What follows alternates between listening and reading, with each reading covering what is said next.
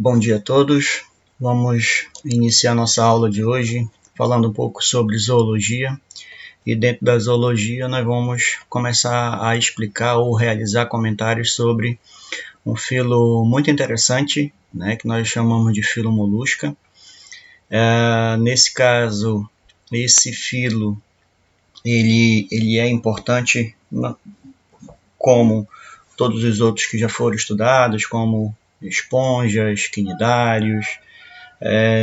Nesse caso, além deles, os plateumintos, nemateumintos, e agora o filo dos moluscos, que nesse caso é o grupo de animais que muitas das vezes os seres humanos têm a possibilidade de ter um acesso mais fácil em relação ao tipo de ambiente que esses indivíduos vivem, o ambiente terrestre e ambiente aquático principalmente, e pela característica que cada um vai estar apresentando.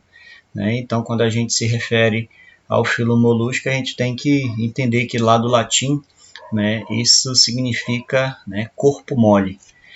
E uma grande característica importante dentro do princípio de evolução básica desses indivíduos é que eles conseguiram sofrer um processo de evolução, onde algumas espécies conseguiram desenvolver uma carapaça sólida, justamente com a possibilidade de garantir proteção à sua estrutura. Nesse caso, nós estamos nos referindo a todos os indivíduos que conseguiram desenvolver essa carapaça, que nós vamos ter como exemplo não só os caracóis, os caramujos, as ostras, mexilhões e entre outros exemplos importantes. Mas nós vamos ter alguns indivíduos que não tiveram essa capacidade de desenvolver essa estrutura, e apresentam-se a sua estrutura totalmente exposta ao ambiente ou a predadores, que muitas das vezes facilita a questão da predação em relação a esses indivíduos. Tá?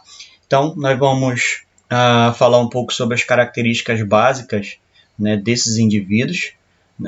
Aqui nesse primeiro slide nós vamos estar verificando, ou seja, alguns pontos importantes e conseguir compreender, na verdade, toda a característica e toda a organização em que esse filo teve, para que você possa fazer um comparativo em relação aos outros indivíduos que já foram estudados em relação aos outros filos.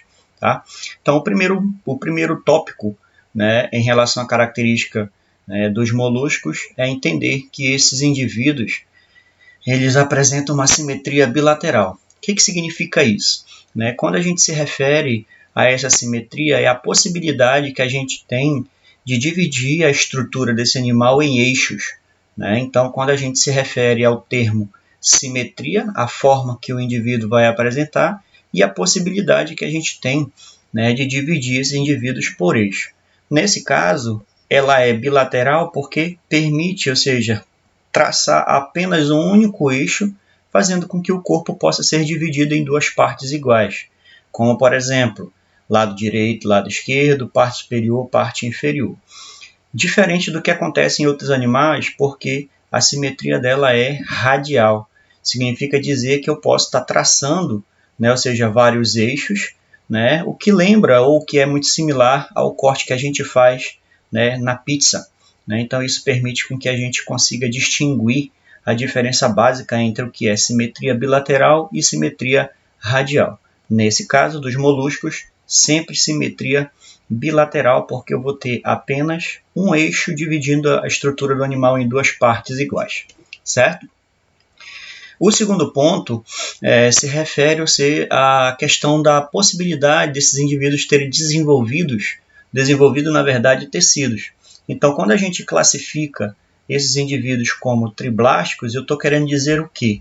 Que ele apresenta ou conseguiu desenvolver dentro da sua escala evolutiva, comparado com os outros filos, a possibilidade de desenvolver 3 folhetos embrionários, que nesse caso, esses folhetos embrionários são aqueles que vão originar os 3 tecidos básicos de um indivíduo, que no caso, nós vamos ter aqui a presença da ectoderme, de revestimento externo, possibilitando a formação de tecido de revestimento externo desses animais.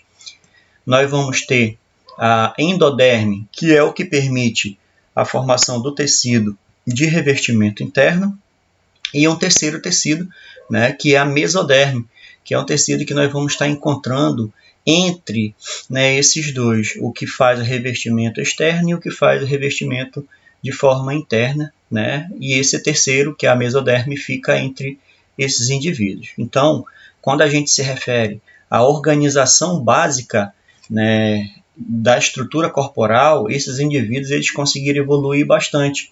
Fazendo o comparativo, por exemplo, com o primeiro filo, que é o porífero, lá esses indivíduos não conseguiram desenvolver tecido. Eles simplesmente desenvolveram um aglomerado celular, formando a estrutura básica da esponja, né? E a partir, né, ou seja, dos quinidários, né, até o molusco, e em relação aos outros filos que faltam, né, esses indivíduos conseguiram desenvolver 2 ou então os 3 folhetos embrionários para poder gerar o tecido que constitui o corpo desses indivíduos, certo? O terceiro ponto, ele se refere aos indivíduos que são protóstomos, né? Esse termo ele vai estar relacionado, né, às células que permitiram a formação da cavidade bucal. Então, quando a gente se refere aos indivíduos moluscos como prostóstomos, significa dizer que esse indivíduo ele conseguiu desenvolver uma cavidade bucal, né?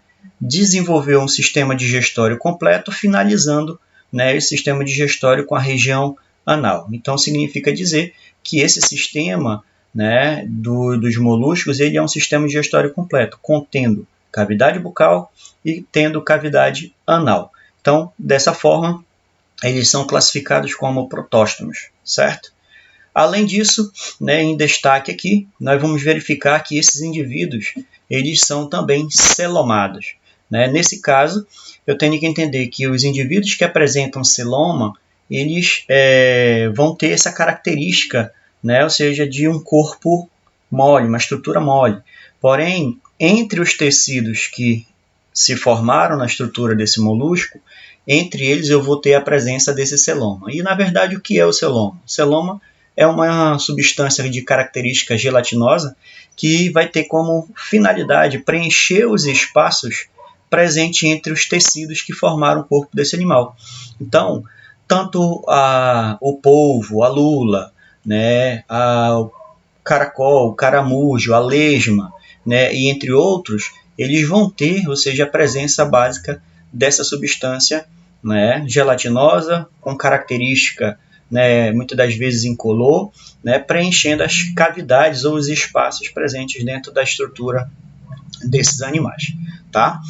Então, nesse caso, essas 4 características básicas aqui, elas são fundamentais, né, para que a gente possa entender como que é, né, a organização básica, né, ou a organização estrutural, né, desses indivíduos que constituem o filo molusco. Tá? Quanto a habitat, nós podemos encontrar esses indivíduos tanto no ambiente terrestre como no ambiente, né, aquático. Sendo que dentro do ambiente aquático eu posso estar encontrando ele tanto em água doce, por isso o termo dulcícola, e em ambiente marinho, que nesse caso a gente tem uma quantidade muito grande de indivíduos vivendo nesse ambiente de água salgada, entre mares e oceanos. Tá? Algumas espécies, né, nós vamos encontrar dentro do ambiente dulcícola, e uma grande quantidade nós vamos encontrar vivendo no ambiente terrestre, certo? Então, nesse caso aqui, podemos citar como exemplo de indivíduos que vivem em ambiente terrestre, nós vamos ter os caramujos, as lesmas, né, os caracóis vivendo nesse tipo de ambiente terrestre, com uma característica. Geralmente, esses indivíduos preferem estar em locais de ambiente úmido.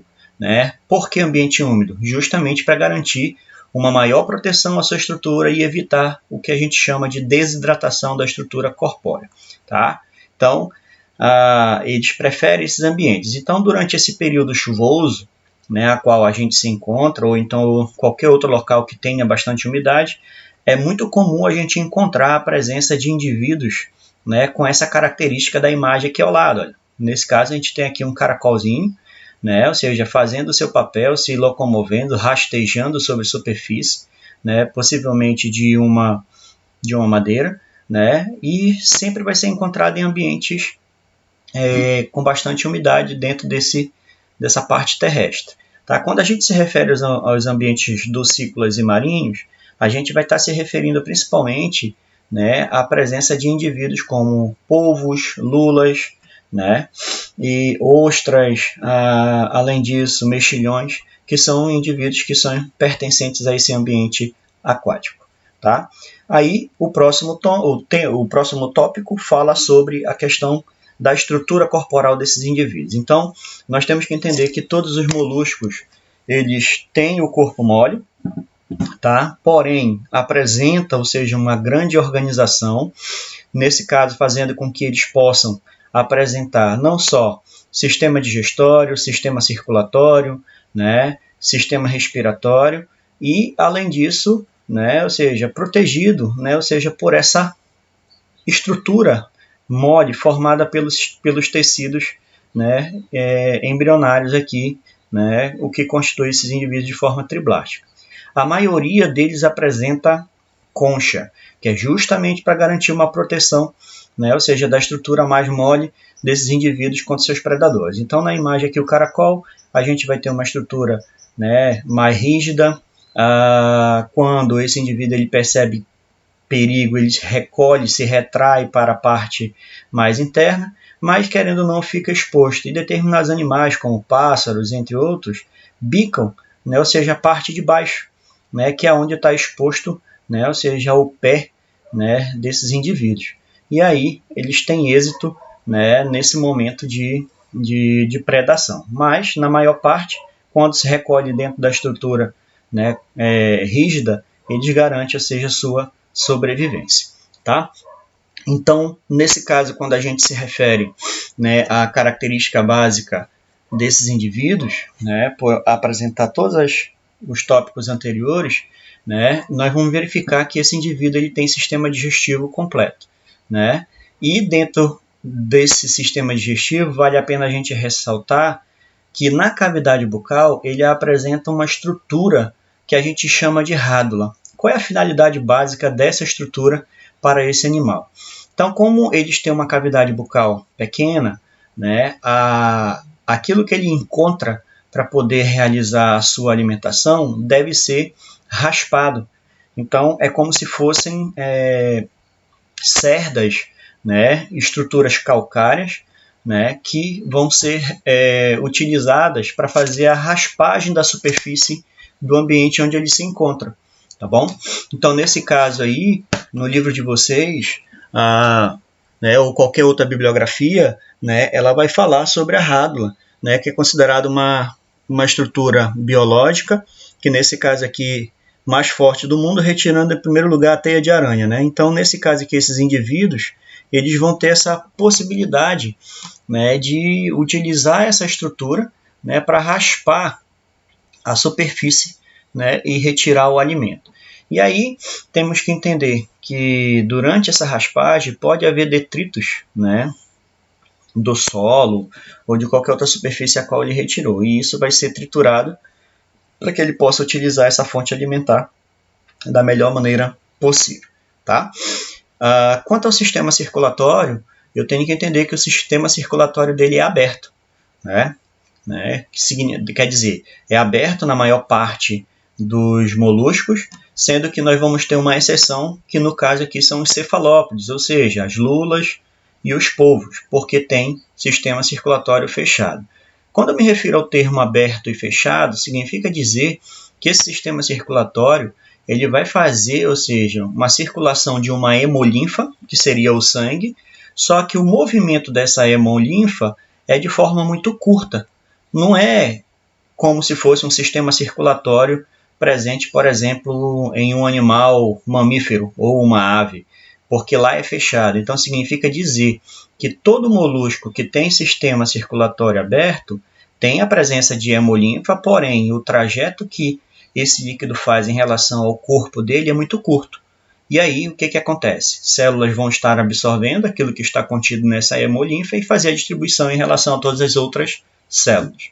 Quando eu me refiro aos cefalópodes, afirmando que o sistema circulatório dele é fechado, significa dizer que ele vai ter a presença de um coração e esse coração ele vai fazer o bombeamento, né, ou seja, desse líquido ou desse sangue por todas as partes do corpo, sendo que esse líquido vai até as células e volta das células em direção ao coração, né? Então é um sistema circulatório fechado, fazendo a distribuição dos nutrientes presentes nesse líquido e recebendo novamente esse líquido, trazendo outros produtos produzidos pelas suas células. É como se fosse a circulação sanguínea de qualquer outro animal mamífero, certo? Então, nesse caso, a maior parte dos indivíduos moluscos apresenta o sistema circulatório aberto, com exceção dos cefalópodes, ou seja, polvos e lulas vão apresentar um sistema circulatório fechado, tá ok? Quanto ao sistema respiratório, né, pode ser de duas formas. Aos animais aquáticos vão estar utilizando, né, a estrutura que a gente conhece como brânquias, tá? E em relação ao terrestre, vão estar utilizando pulmões. Isso de acordo com o ambiente em que se encontram, adaptam-se ao tipo, né, ou seja, de ambiente para poder garantir o processo respiratório. Então, dentro desse processo de utilização de brânquia, esses animais vão estar retirando partículas de oxigênio dissolvidos da água, através, né, ou seja, dessa estrutura, para poder garantir o seu processo respiratório. Enquanto que o terrestre, por apresentar pulmão, vai estar recebendo ou retirando da atmosfera o oxigênio que é necessário para garantir o processo respiratório e realizar as atividades básicas que são permitidas, tá? Quanto ao sistema nervoso, nós vamos verificar que esse sistema nervoso ele é ganglionar, então significa dizer que ele tem a presença de gânglios nervosos que vão estar tendo a possibilidade de captar, né, informações do ambiente, permitindo com que ele possa, né, se orientar dentro desse ambiente, verificar se o ambiente está úmido, se o ambiente está seco, perceber a presença de determinados predadores, né, fazer com que esse corpo ele possa gerar estímulos e garantir, ou seja, um funcionamento e permitir a sobrevivência desses indivíduos, tá? Quanto aos produtos que são produzidos, né, nós vamos verificar que ele vai ter a presença de uma excreção desenvolvida por nefrídeos. Então, lembrem que quando se refere ao termo nefro ou nefrídeo, está associado ao sistema, né, de excreção, né? Por exemplo, dentro dos mamíferos, os nefrídeos são encontrados dentro do rim, retirando substâncias de natureza nitrogenadas, né? São substâncias que são tóxicas ao organismo e elas precisam ser retiradas, tá, de dentro da estrutura desses animais para poder garantir a funcionalidade. E dentro dos moluscos esse processo acontece também através dessa estrutura chamada de nefrídeo, tá? O próximo slide ele vai estar falando sobre o processo de classificação, né, ou seja, desses moluscos. Então, quando a gente se refere à classificação básica dos moluscos, nós vamos classificar eles em 3 tipos básicos. Porém, a gente pode estar encontrando em algumas bibliografias, né, a presença da classe Polyplacóphora e a Scaphopoda, que nesse caso, essas duas outras classes elas vão estar constituindo indivíduos de natureza bentônicos, né? Significa dizer que é muito comum a gente encontrar esses indivíduos, né, na região costeira, em locais onde tem praia, né? E esses indivíduos, por apresentar, né, uma característica mais rígida, como por exemplo, a gente tem exemplo aqui de dentálios, né? O exemplo aqui de um quíton, né, que são estruturas mais achatadas, a gente vai estar encontrando esses indivíduos em locais de natureza bentônico, tá? Então são locais de menos profundidade, vão estar presentes muitas das vezes na areia, né, na margem de determinadas regiões litorâneas, certo? Sendo que as 3 classes principais aqui, que geralmente são mais trabalhadas, é a classe bivalve, tá? A classe gastrópode e a classe cefalópode, tá? Então, quando a gente se refere à classe dos bivalves, nós vamos ter como exemplo principalmente ostras, né? Nós vamos ter a presença dos mexilhões, que no caso são indivíduos que conseguiram desenvolver uma carapaça dupla, tá? Ou então 2 valvas articuladas, sendo que esses indivíduos eles podem ser encontrados tanto em ambiente de água doce como também em ambiente de água marinha, ou seja, água do mar e oceano. Então, quando você, por exemplo, vai a uma região litorânea, a uma praia, muitas das vezes é comum você encontrar, né, ou seja, só a parte de proteção desses indivíduos, né, que é a concha, né, ou a parte calcária que foi desenvolvida por ele. Isso porque o animal já morreu, então ficou somente a estrutura mais sólida. E aí você acaba coletando, né, isso como souvenir, ou que você possa, né, utilizar e lembrar do ambiente onde você estava. Então, nesse caso, as ostras podem ser encontradas tanto em ambiente docícola e ambiente marinho. Nesse caso, vale a pena a gente levar em consideração que quando a gente trabalha com a área, né, de verificar, por exemplo, a questão de ambientes, locais onde tinha a presença de água, né, ou mar, né, registros fósseis no caso, é muito comum a gente encontrar carapaça desses animais nesses locais, né, onde se estuda, né, esse tipo de solo. Então isso são vestígios, né, de que esse ambiente possivelmente, num tempo muito atrás, era local habitado, né, ou seja, coberto por água, e esses indivíduos eles acabavam, né, morrendo e ficando compactados nesse solo, servindo como base de vestígio fóssil. Tá? Então, nesse caso, os bivalves podem ser encontrados tanto em água doce como em ambiente de mar, né? Apresentam uma concha dividida em duas válvulas articuladas. Né? E outra, esse tipo de indivíduo não apresenta rádula, que é uma estrutura que é muito comum, né? Principalmente no caracol, né? Ou no caramujo, e em relação à lesma. Então, esse tipo de indivíduo bivalve não apresenta rádula, certo? O que vai acontecer? Esses indivíduos aqui, para poder conseguir a sua alimentação, eles têm, ou seja, um funil absorve, ou seja, a matéria orgânica, né, juntamente com a terra, trituram isso e passam por um filtro eliminando aquilo que não interessa. É comum, ou seja, em relação às ostras, a gente, em algumas espécies, formar, né, o que a gente chama de pérola.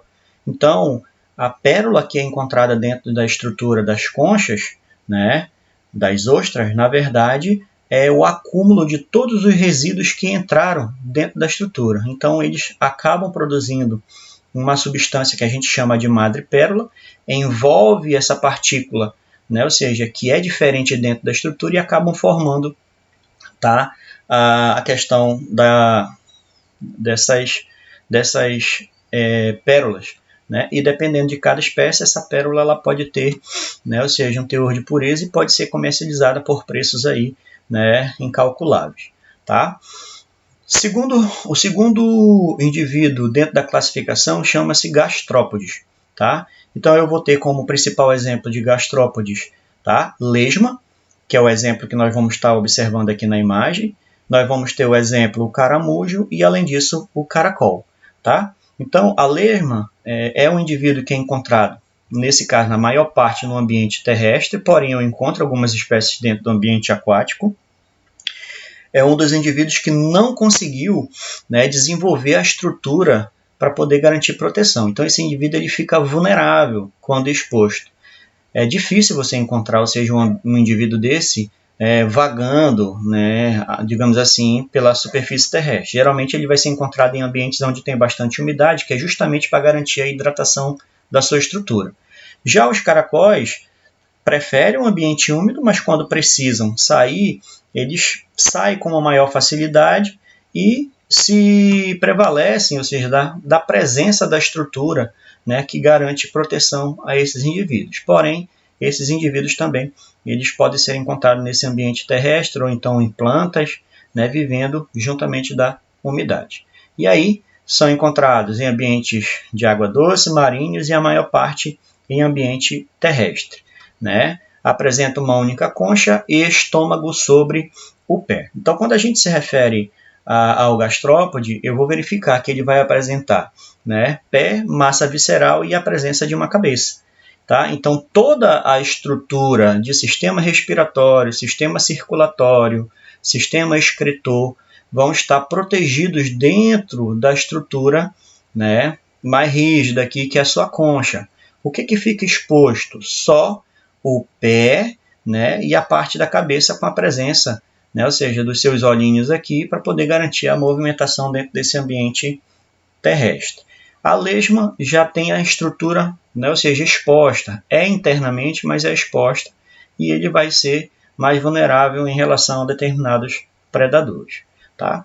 O terceiro grupo, né, que no caso aqui são chamados cefalópodes, o termo céfalo e podes, né, ou seja, permite a gente entender que esses indivíduos vão ter uma grande cabeça e na parte de baixo da estrutura da cabeça nós vamos ter a presença de tentáculos. Tá? Esses indivíduos são extremamente marinhos, tá? E apresentam tentáculos em volta da cabeça. Esses indivíduos eles têm uma característica, né, que permite com que eles sejam, na verdade, eles ganham destaque pelo processo, muitas das vezes, de se locomover muito rápido, que é no caso das lulas, né? Então elas têm aí jatos de água que geram uma propulsão muito rápida a esses indivíduos, sendo que as lulas a gente vai ter tamanhos diferenciados, lulas de tamanho pequenos e lulas colossais, né? A gente tem a presença de polvos, né, de diversas espécies, com diversas características, mas sempre o mesmo princípio. Nesse caso, alguns produzem, né, ou seja, a camuflagem, então em qualquer ambiente que ele se encontra, ele tem uma possibilidade de gerar uma camuflagem. Então quando a gente se refere a camuflagem, lembra que o indivíduo vai tentar gerar características similares ao do ambiente, para poder garantir proteção. Em algumas outras espécies, né, quando ele não tem essa possibilidade, ou então quando ele é descoberto, para que ele possa confundir o seu predador, muitas das vezes ele elimina, né, um jato de tinta, né, que no caso vai fazer com que esse predador fique com uma confusão, né, visual, permitindo com que o polvo ganhe tempo para poder, né, se dispersar do ambiente onde ele se encontra. Né. Em relação à questão da camuflagem, isso se dá pela questão, né, de células cromatóforas, que a gente chama, né, que elas vão estar gerando uma coloração para garantir, né, esse processo de camuflagem dentro desse ambiente. Tá? Quanto à reprodução dos moluscos, nós temos que entender que a reprodução desses indivíduos ela é extremamente sexuada, porém eu vou ter indivíduos que são de natureza monóica e indivíduos de natureza dioica. Então, para que a gente possa diferenciar o que é monóico do que é dioico, a gente tem que se referir à questão da sexualidade desse indivíduo.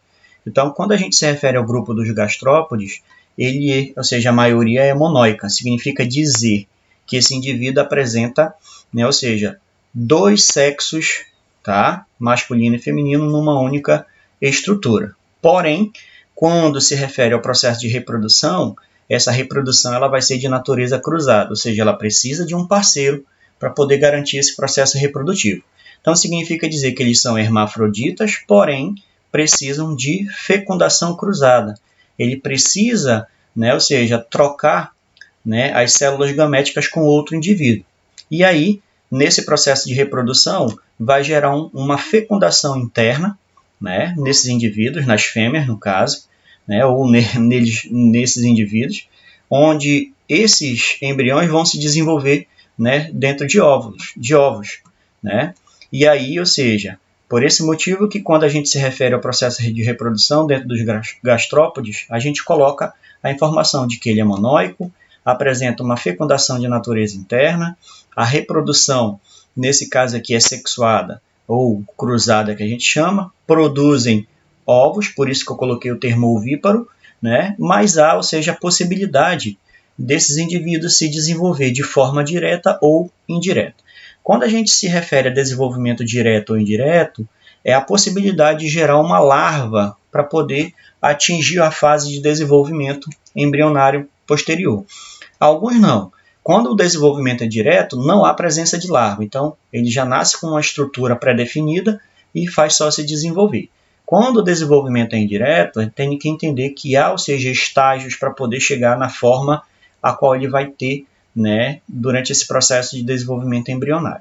Tá? O exemplo que a gente tem aqui dos gastrópodes realizando, né, a reprodução sexuada, sendo monóicos, com fecundação interna, né, a fecundação cruzada, produzindo ovos com desenvolvimento indireto, a gente tem lesmas, caracóis e caramujos. Ok? Dentro do grupo dos cefalópodes, que no caso são os polvos, lulas, náutilos, por exemplo, esses indivíduos são dioicos, tá? Significa dizer que eles vão ter sexos separados, cada um apresenta um sexo distinto, um masculino e um feminino.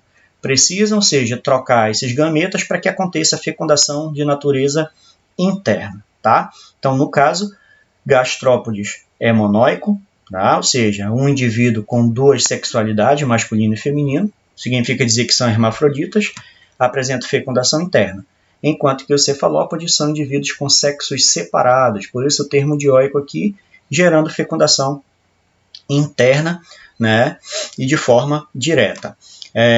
Quando a gente se refere ao cefalópode, né, apresentam cefalização, nesse caso aí, a presença de uma estrutura nervosa bem desenvolvida, tá? Apresentam olhos bem desenvolvidos, o que permite uma visualização melhor do ambiente onde se encontram, a capacidade de camuflagem pelas células cromatóforas e, além disso, pode apresentar glândulas de tinta, né? Que nesse caso essa tinta ela é liberada quando o ambiente se torna vulnerável à sua estrutura. Então, é quando o predador está muito próximo de atacar, ou seja, a sua estrutura, o que ele faz? Libera essa tinta para poder, né, confundir o seu predador para dar oportunidade para que ele possa fugir do ambiente em que ele se encontra.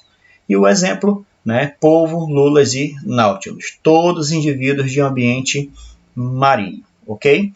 Quanto aos bivalves, são indivíduos também dioicos, certo? Sexos separados, com fecundação externa. Então, o processo de união gamética vai acontecer fora do corpo desse indivíduo.